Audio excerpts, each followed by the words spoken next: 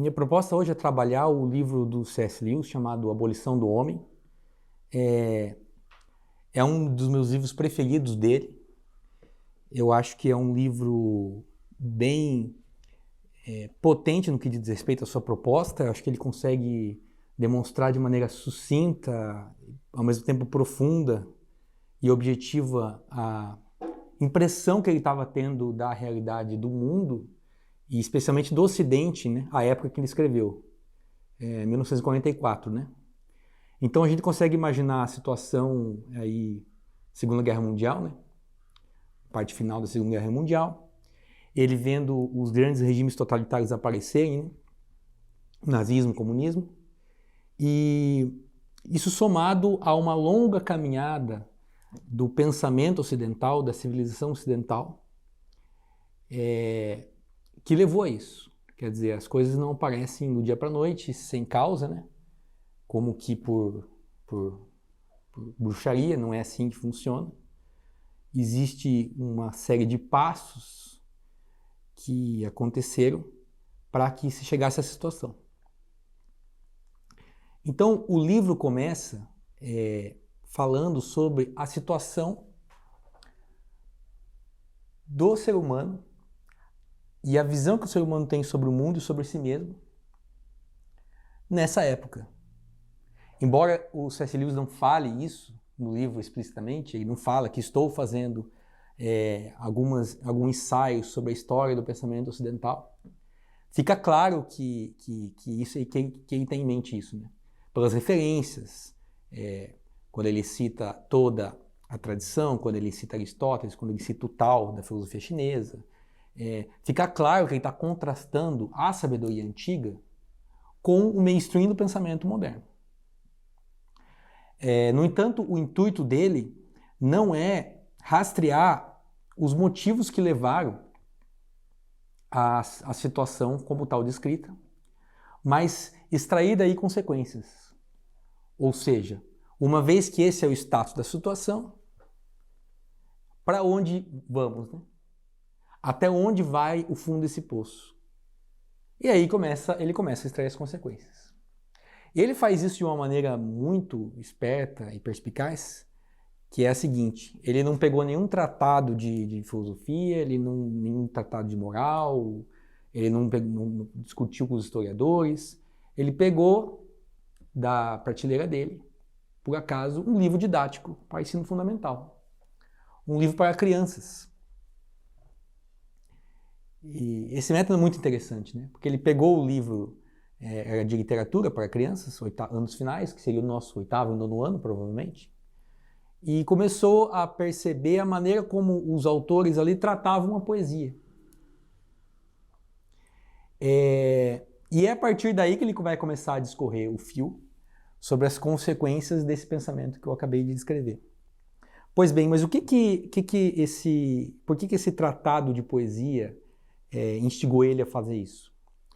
Porque ele percebeu que os autores, quando precisavam comentar um trecho de um poema que, por exemplo, falava do sublime, ou um trecho de uma propaganda, ou um trecho de um escrito qualquer em língua inglesa,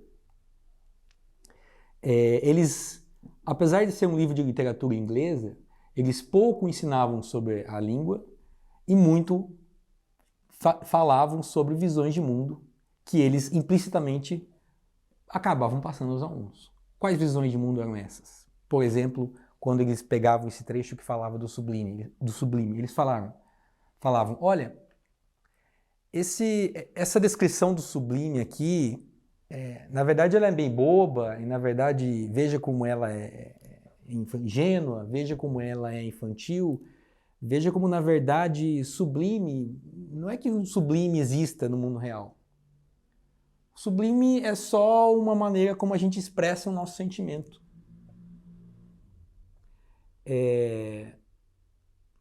O que o C.S. Lewis percebe de problema aí, logo de cara? Porque a partir do momento que não existe o sublime no mundo real, que o sublime é só o sentimento, que o sublime é o subjetivo, o belo também vai ser só subjetivo. A noção de honra vai ser subjetiva. E ele foi percebendo que aos poucos os autores, quando tocavam nesses temas ao longo do livro, temas que apontavam para o transcendente, para valores universais, reduziam esses valores a meros paixões subjetivas, emoções. Ou seja, eles tentavam esvaziar da cabeça do aluno a esperança de que pudesse existir, além do mundo cru material, valores reais, universais, de virtude, de bondade e de beleza. E aí os autores diziam, veja, quando você olha uma cachoeira, quando você olha a grandeza do mar, não é que há sublimidade nisso, porque isso é só um sentimento, uma impressão tua. Porque na verdade, afinal de contas, nós sabemos que o mar é, um amontoado de H2O. Então, quando os autores passavam aos alunos esse desencantamento, eles passavam implicitamente uma visão de mundo, qual seja, uma visão de mundo onde só existem fatos nus e crus que a ciência natural pode provar. Só que esses fatos não têm valor. Eles não são bons ou maus. Eles não são sublimes ou pobres, eles não são belos ou feios, eles não são nada, só são fatos. Que qualquer pessoa madura e adulta deveria respeitar como tal.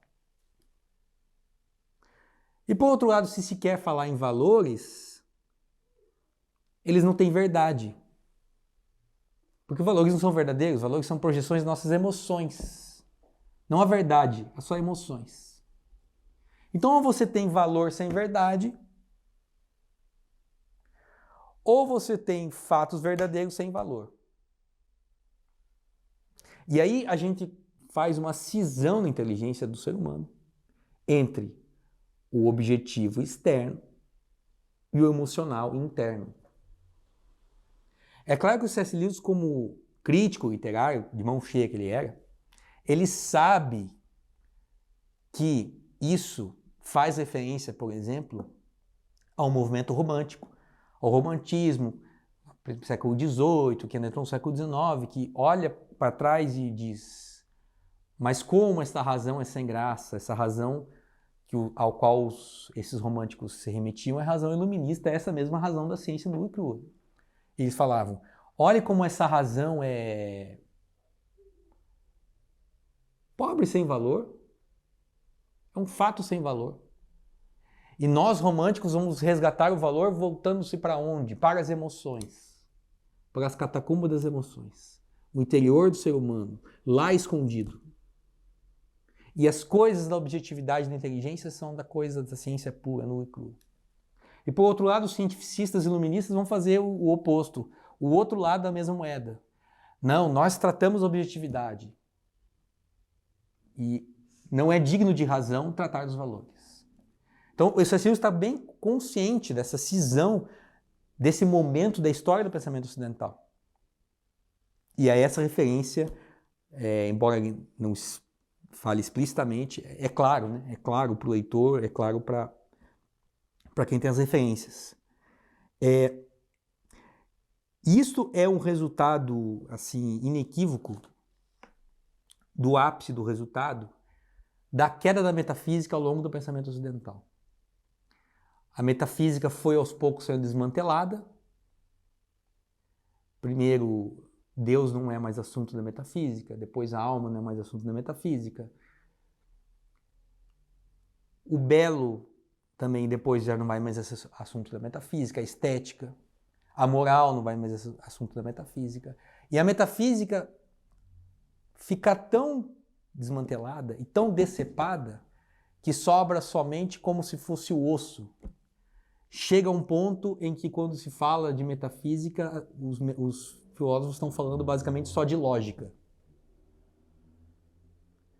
Até que já que a metafísica é só isso, desistamos da metafísica. E aí a gente cai no existencialismo. E aí basta a existência em si mesmo. O último resquício de ciência, de conhecimento, de intelecção, ficou na ciência moderna empirista. E é por isso esse quadro, em que você tem, de um lado, a ciência da natureza nua e crua, experimental, e do outro lado, divorciado disso, a estética e a moral. E você tem que escolher se você é um cara das emoções ou se você é um cara da frieza do laboratório. Agora o C.S. Lewis olha para isso e diz, bom, não pode ser assim. Olha as consequências disso. Ele começa a tirar as consequências, como eu falei. Uma frase dele no livro que eu achei genial, que ele falou assim, que isso é como se fosse homem sem peito. Quando você tira a dignidade dos valores das emoções em prol de uma ciência verdadeira, é como se você arrancasse o coração. Os homens agora não têm coração. Ou se quiser ter coração, não pode ter cabeça. Ou tem cabeça ou tem coração. Ou se tem as duas coisas, é um Frankenstein. Essa é a antropologia do começo do século XX que ele está percebendo. Você veja como essa loucura é patente, por exemplo, é patente no nazismo e no comunismo. É patente. Essa visão do homem como um puro fruto material. E especialmente no nazismo, como eles, de maneira esquizofrênica, juntam o materialismo estrito do evolucionismo com uma visão de uma busca de uma paixão neopagã dos ancestrais. Isso que ele está vendo. Ué, mas será a noção de bom, de sublime, de bondade, de fazer o bem para o outro, de heroísmo, de morrer pelo outro, será isso só mera emoção fugidia, mero sentimentalismo? Não pode ser. E aí, C.S. Lewis lembra, como pode que todas as tradições antigas falavam disso como sabedoria? Será que é só nós, homens ocidentais, pós-iluministas, que estamos certos e todo mundo está errado? Platão estava errado, Aristóteles estava errado, a Bíblia estava errada, o taoísmo chinês estava errado, está todo mundo errado. Mas o homem iluminista, moderno, pós-iluminista, principalmente no século XX, ele é o sábio, ele descobriu o segredo, ele descobriu que isso são só meras ilusões. É evidente a ironia nesse caso. Então, C.S. Lewis lembra, não é que as emoções são meras emoções e são irracionais. Elas sempre fizeram parte da nossa razão prática. De que modo? Como assim uma emoção ou um valor do bom, o valor do belo, o valor do sublime, como que isso é racional? É racional pelo seguinte, é tão racional quanto é racional o princípio primeiro do conhecimento da metafísica, da não contradição, que diz que o ser não pode ser e não ser ao mesmo tempo. Tal como eu sei, como axioma da minha razão, que o copo é o copo e não pode não ser o copo ao mesmo tempo sob o mesmo aspecto, eu sei que eu devo fazer o bem ao próximo. Eu sei quando eu vejo uma coisa bela, eu sei que ela é bela. Eu sei quando eu vejo uma coisa sublime, eu sei que ela é sublime. E não é porque eu não posso provar que esse valor do bom, do belo, do sublime é assim, como quem prova por um silogismo, que não é racional. Porque eu também não posso provar que o ser não pode ser e não ser ao mesmo tempo, porque isso é um axioma. O axioma não se prova, é de onde se parte. Só que é um axioma da razão, e por isso é racional. É racional enquanto o axioma da razão. Então, tal como os primeiros axiomas da geometria, que o ponto não tem dimensão, tal como os primeiros axiomas do ser em geral, que algo não pode ser e não ser ao mesmo tempo sobre o mesmo aspecto, como dizia Aristóteles, tal como essas coisas não são demonstráveis pela razão, mas nem por isso são irracionais. E justamente ao contrário, é porque elas são o começo, o pressuposto, o que possibilita, a condição de possibilidade da razão, é que elas são sumamente racionais, assim são os valores. A bondade é clara, a sublimidade é clara, a justiça é clara. Elas são axiomas racionais, da razão prática, a razão que fala sobre os valores, a razão que fala sobre fazer o bem. São axiomas da razão prática e por isso são racionais. Podem se traduzir em sentimentos, mas são racionais. É claro que alguém podia dizer, mas culturas diferentes enxergam o justo como coisas diferentes, mas todo mundo concorda, sempre concordou que existe algo que é justo e existe algo que não é justo. Muda o padrão de beleza? Muda, mas sempre houve algo que é belo, algo que não é belo. Nunca foi diferente, exceto na sociedade onde a gente vive. Mais ou menos, né? Porque o C.S. Lewis está chamando atenção. E daí você lê, ele fala assim, daí você lê nos jornais, os jornais reclamando, mas cadê a honra? Mas cadê a honestidade? Pois é. Mas se tudo isso foi jogado no lixo,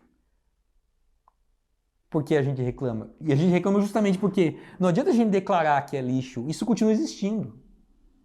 Então, na verdade, continua aí na nossa cara.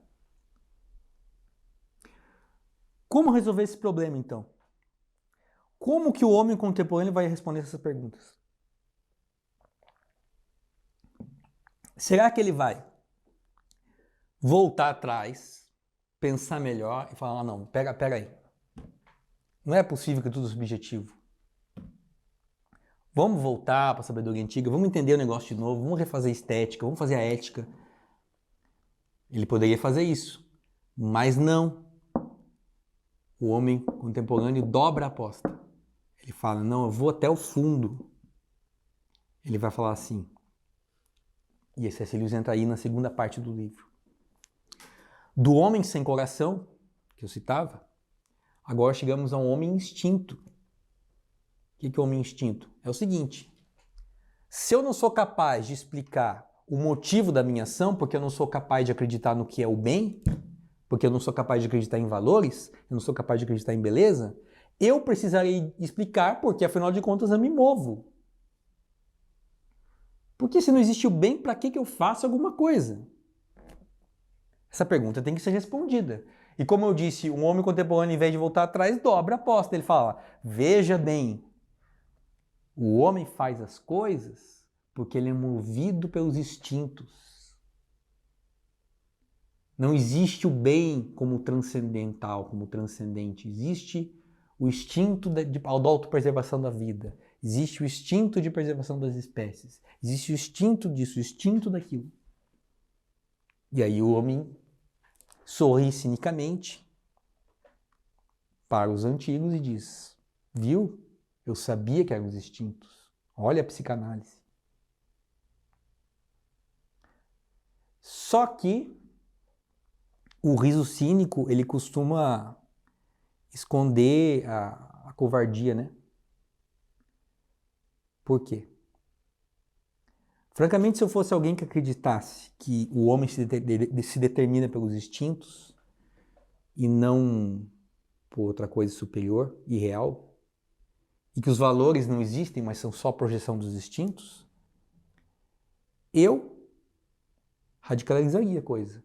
Porque eu, no fundo, não sou nada, né? Eu sou um vetor resultante de instintos. Continuar preservando a espécie é indiferente, porque a espécie humana é uma soma de instintos, mas a natureza também está cheia dos seus impulsos. E tudo, na verdade, é um grande impulso. Então, por que continuar vivendo, né? Aliás, como explicar que eu não possa matar o outro? Porque não existe um instinto de poder, de superioridade e de domínio de território? Não é possível explicar por instinto o fato de que não podemos cometer assassinato. Isso é uma coisa. Outra coisa, quando você fala a palavra instinto, é como se você tapasse um buraco com uma palavra e, na verdade, você não explicou nada, né? C.S. Lewis chama atenção sobre isso. É como quem coloca uma palavra lá para não explicar. Porque você vai ter que explicar. Tá bom, o que é instinto? De onde veio? Para onde vai? Quantos instintos são? Por que você escolhe seguir alguns instintos e outros não? Por que alguns são maus e outros não? Porque se existe o instinto da preservação da espécie, do coletivo, como que isso se coaduna com o instinto da preservação da própria prole? Quando o interesse do indivíduo se contrapõe ao interesse do coletivo. E se é por instinto que a gente tem que preservar a sociedade, alguém tem que se sacrificar para preservar a sociedade. Mas por que alguém iria romper a barreira do próprio egoísmo para se sacrificar para a própria sociedade? Que instinto diz que a gente não deve ser egoísta quando o instinto, por definição, nada mais faz do que intensificar o nosso egoísmo? E se eu preciso, ou seja, ou eu compro todos os instintos, não faço distinção de valor nenhum, e deixo que eles explodam com o mundo, não por acaso os instintos estão no discurso nazista, né? Ou eu falo, não, não é bem assim, eu tenho que escolher alguns instintos bons, expurgar outros ruins, e além disso criar uma hierarquia de instintos. Mas se você está falando que existem instintos melhores do que outros, você está usando uma categoria de bom e ruim. Você está usando uma categoria de bom e ruim que ela mesma não é um instinto. Você está tomando a noção de bom e ruim que você mesmo falou no começo que não existia bom e ruim em si. Então você está em contradição. Então não tem como formar uma ética baseada em instinto que seja minimamente lógica e coerente. Simplesmente não tem. Não tem do ponto de vista lógico, e isso não coaduna com a realidade. Porque a vida humana real não é uma vida humana governada por instintos. Porque a vida humana real exige abnegação, exige sacrifício. As pessoas fazem coisas que não são instintos.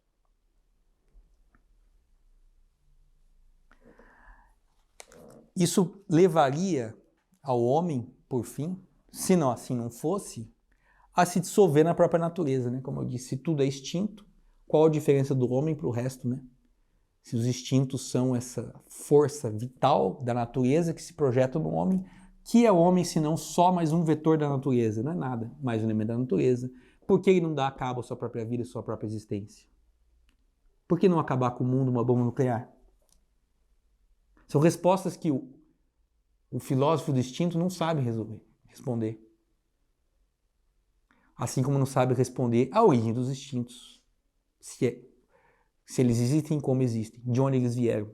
Ou seja, uma explicação que não mostra a causa, não. Uma explicação não é científica. Mas não era esse mesmo homem que era todo cientista no começo? Então ele coloca o instinto como uma carta na manga sem mostrar de onde veio.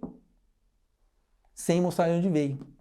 Quase que como recorrendo a um mito. As forças selvagens interiores, primordiais. Tá bom, mas você voltou lá no primórdio para provar que veio daí, você mostrou uma coisa depois da outra. Instinto de preservação, veio da onde? Que veio do B, que veio do C, que veio do D. Cadê a demonstração? Não existe. Não é científico. A ética do instinto é quase como uma antirreligião. É o suicídio do homem. Suicídio do homem que vai chegar ao ápice na terceira e última parte do livro. E daí o título do livro, A Abolição do Homem. Por que a abolição do homem? Porque eu acabei de falar que o homem ocidental dobrava a aposta. Ele é pressionado a responder os seus fundamentos. E ele agora faz pior, ele triplica a aposta. Ele fala, não, é que você não entendeu. Você não entendeu. É que a gente conseguiu dominar a natureza. Não tem valores, tem coisas. Não tem qualidade, tem quantidade. Não existe consciência, existe só objetos. Não existe alma, só existe corpo. Não existe autonomia da vontade, existe só determinação. Porque o homem nada mais é do que uma parte material da natureza. Só que como a gente ocidental é muito esperto, a gente conseguiu dominar essa natureza.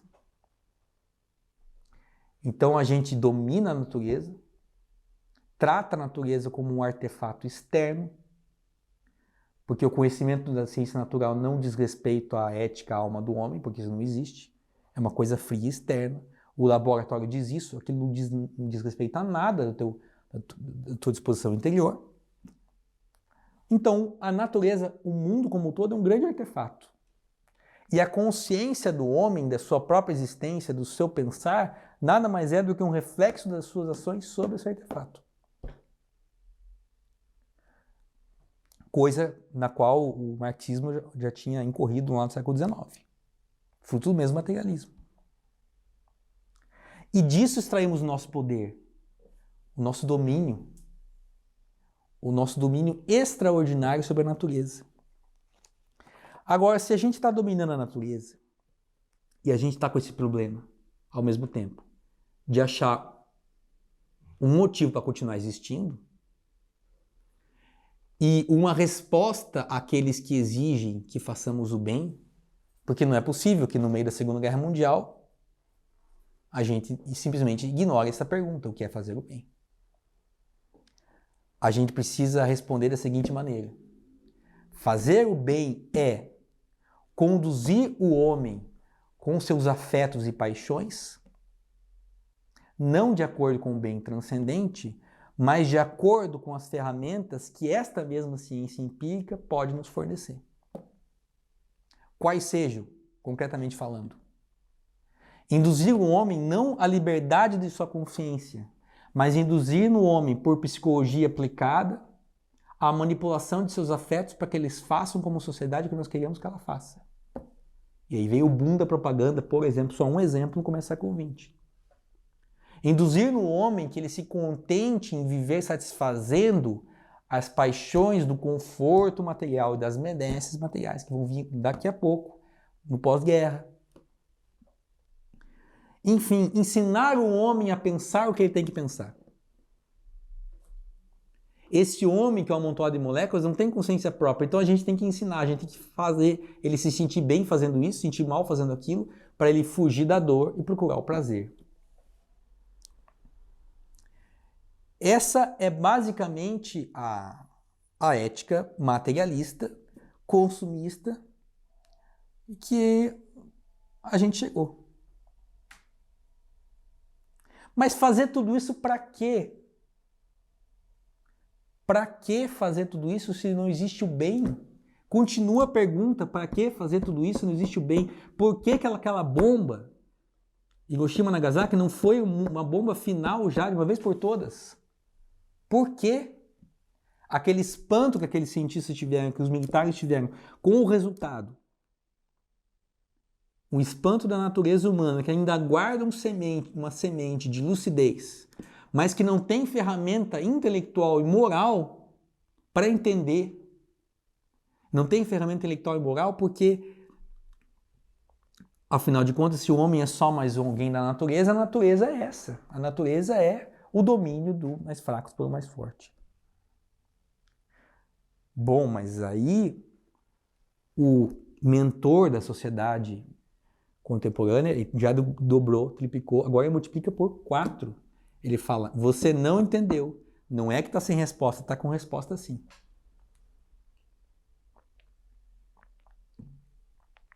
Porque nós, a minoria que domina a maioria, por meio da técnica da ciência, dominando a natureza,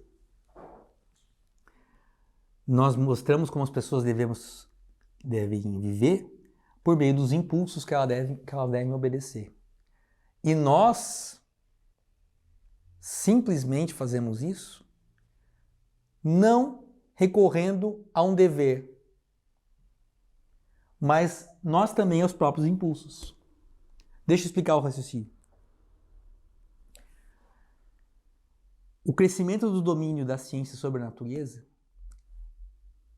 é, no fundo, não só do homem sobre a natureza, mas é, obviamente, do homem sobre os outros homens.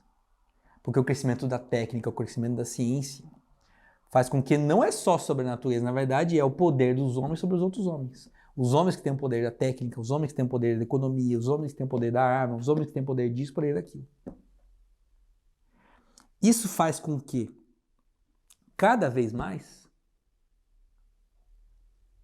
poucos homens determinem o que muitos homens devem fazer e como devem viver. Essa elite mundial crescente, que está ali aparecendo, que depois vai se afunilar ainda mais, ela dita a norma, ela dita a pauta. Só que o problema é, ela vai ditar a pauta baseada em quê? Porque essa elite não é mais o rei filósofo da República de Platão. Porque o rei filósofo da República de Platão, ele é educado na virtude do conhecimento da realidade. No rei filósofo de Platão não tem diferença. A justiça, o bem é real, existe. Tal como a matemática existe. Ele é educado para ver a beleza e assim desenvolver a inteligência. Esses aqui não existe mais a beleza, não existe mais a inteligência, é totalmente diferente. Então, de onde eles vão achar um motivo se não é a verdade, como o rei filósofo de Platão tinha? E outros. E tantos outros, como eu disse, na verdade, sempre foi. De onde eles vão tirar agora a resposta, o critério, a pauta, para guiar essa sociedade? Se eles não acreditam na verdade, se eles não acreditam no bem, o que será o bem? Bom, eles vão ser obrigados a acreditar cegamente que os impulsos fisiológicos que os conduzem e que os fazem conduzir assim assado às massas são impulsos que levam eles a fazerem o que deveria ser feito. Em outras palavras, a gente começou com o homem dominando a natureza, passou para que com isso o homem dominasse outros homens e acabou concluindo que quem domina esses homens que dominam os outros homens é a própria natureza. Porque são os impulsos que os levam a fazer isto ou aquilo sobre outros homens. Ou seja, a natureza deu um golpe no homem. Ela se fingiu de morta, fez o homem acreditar que o homem estava dominando ela, e no final, surpresa, como o homem esvaziou-se de sua própria alma, esvaziou-se de intelecto, esvaziou-se de valores, agora quem manda nos homens que mandam são os impulsos da natureza. Ou seja, quem manda é a natureza. Não tem uma distinção entre homem e natureza. Eu estou falando natureza aqui no sentido bem claro que eu estou falando, né? O sentido da natureza material, não natureza metafísica. Não estou falando de filosofia natural, Santo Tomás de Aquino, não estou falando disso. Estou falando de natureza mesmo bruta, material. Essa é formada por leis biológicas, por química, por instintos, por impulsos. Porque, afinal de contas, esses mesmos homens declararam que não existe mais nada além disso. Pois agora eles acabam caindo na própria armadilha. Então o homem simplesmente está órfão de valores compartilhados comunitariamente, de líderes que têm a mínima ideia de que esses valores existam, uma sociedade que é refém das paixões baixas, que se contenta que se dê cada vez mais paixões baixas e conforto, e que é dirigida por outros homens que simplesmente seguem seus impulsos. Esse é o quadro. E assim o C.S. Lewis termina o livro. Acho que ele não indica, ele indica implicitamente a reconstrução, mas ele parece que propositadamente termina o livro num tom pessimista. Pô, acabou aqui, literalmente acabou aqui no quadro que eu descrevi. Acabou com a natureza dominando o homem. A natureza, do ponto de vista só material, o homem é só um animal, que a única coisa que ele conhece que não são suas emoções, suas paixões subjetivas, é a ciência natural, empírica. Esse é o último resquício de razão que sobrou. O resto ele é um animal, igual aos outros. E a gente não faz nem ideia como reconstruir. E como fazer a sociedade voltar a acreditar que o fundamento da existência é uma ética transcendente, atemporal, eterna, imaterial, de onde decorre a existência do homem, e que, portanto, o homem é um ser por excelência imaterial, superior à natureza não quantitativamente, mas sim qualitativamente,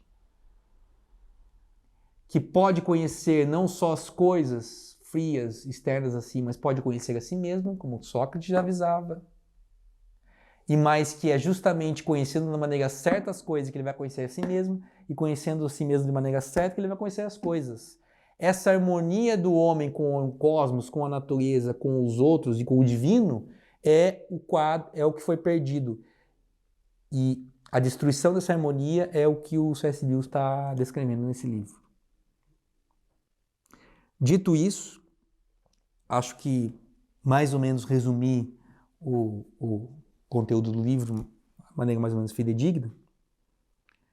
Eu queria propor como tópicos algumas soluções. tentativa de solução.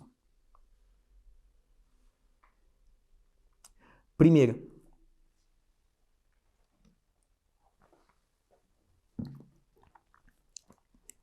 afirmar a racionalidade do valor e o valor do racional. O que eu quero dizer com isso? Os valores, o bem, a justiça, o belo, o sublime, etc., a bondade, a temperança, eles não são os nossos objetivos, eles têm uma racionalidade. E afirmar a racionalidade do valor é mostrar às pessoas que viver dessa maneira é uma maneira racional de se viver. E ela afirma a essência do homem. Quando se vive dessa maneira, o homem conhece melhor a si mesmo e ele percebe, mas eu era isso e eu não sabia. E a segunda parte, o valor do racional, o que eu quero dizer? O racional não é só uma coisa fria externa ao homem, mas conhecer as coisas significa também conhecer a beleza, também conhecer o sublime. Quando eu conheço os detalhes da física quântica, como foi no começo do século XX, isso me coloca diante do sublime, isso me coloca diante do belo. E vice-versa, quando eu vejo o belo, eu posso ver a racionalidade disso. Tem como explicar a racionalidade de uma música quando ela é bela, com um quadro quando ela é bela, uma arquitetura quando ela é bela. Tem como. Tem racionalidade no belo. Não é só uma impressão que eu tenho quando eu vejo uma catedral. Tem uma racionalidade. Então eu preciso casar de novo a racionalidade com o valor. Primeiro tópico é esse. Segundo tópico que eu coloco aqui. Recuperar a analogia do ser na racionalidade do real. O que significa isso? Porque a ciência fria e crua com a qual eu comecei, o C.S. começou o livro, ela não vê analogia nas coisas. Um copo é só um copo, uma planta é só uma planta. Ele não remete a outras coisas. Mas a sabedoria antiga sempre viu o mundo como um espelho. Algo é o que é, mas também um espelho de coisas superiores. É sempre por participação. A simetria de uma folha de uma árvore encontrada na árvore como um todo, que é encontrada no bosque, isso me remete à simetria do universo. A simetria do universo me remete à simetria inteligível e imaterial. A simetria do imaterial me remete à condição de existência de onde se veio. Ou seja, recuperar a noção de que o ser não é unívoco, que o ser pode ser dito de várias maneiras, que algo que não é só aquilo e acabou. Algo é aquilo, mas é várias outras coisas. Que o homem é um animal, mas também é racional, mas também é uma obra de arte, mas é também isso e aquilo por tantos outros aspectos, que esquadrinhar o ser em seus diferentes aspectos faça abrir de novo o leque do ser, fechado pela univocidade cega do positivismo científico. Terceiro ponto, resgatar o modelo do homem como imagem, Deus, universo, homem, um jogo de imagens. Porque sempre foi ponto comum para os antigos que o universo é um sinal, é um espelho de Deus. O homem é imagem e semelhança máxima de Deus. Portanto, as imagens que estão no homem devem ser encontradas também no universo. E se as imagens que estão no homem também podem ser encontradas no universo, eu volto e recupero de novo. Opa, então quer dizer que o que eu encontro lá fora no universo também, de certa maneira, está aqui. Porque a alma do homem também é um espelho do universo. Porque, no fundo, todos compartilham da mesma imagem em comum. E para não dizer que isso é só cristianismo, não é, porque você veja um pensador como, por exemplo, Plotino, que era um pagão, fala basicamente isso. Ele fala da alma do mundo, que é uma imagem do inteligível superior, que, por sua vez, é a imagem do um, e nós somos, além da alma do mundo, tem a nossa alma. Ou seja, recuperar essa visão total do universo, essa visão imagética, essa visão analógica, essa visão dos seres compartilhando entre si. E assim vai ser possível reincorporar a ética metafísica, o bem à verdade, a justiça, a lógica, a bondade ao que é justo, a justiça à harmonia. Como os pitagóricos eram espertos a perceber na harmonia musical um princípio de sabedoria de vida, né? E o que é uma vida virtuosa, senão uma vida harmoniosa. A virtude da prudência é aquela que harmoniza.